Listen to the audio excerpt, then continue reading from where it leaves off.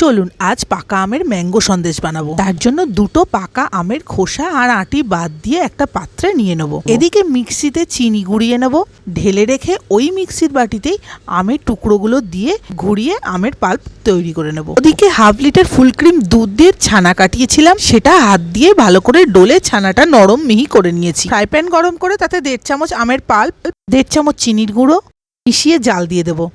তাতে ছানাটা দিয়ে আবারও ভালোভাবে মিশিয়ে নেব। এলাচ গুঁড়ো দিয়ে নেড়ে নেব।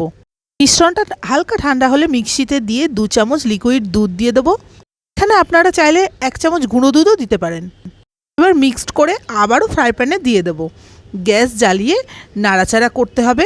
দেখুন শুকনো শুকনো হয়ে ফ্রাই প্যান থেকে ছেড়ে এসছে। এবার প্লেটে একটা ফয়েল পেপার দিয়ে ঢেলে সেট করে নেব। ওপরে আমসত্ত্ব দিয়ে ফ্রিজে রেখে ঠান্ডা করে নেব।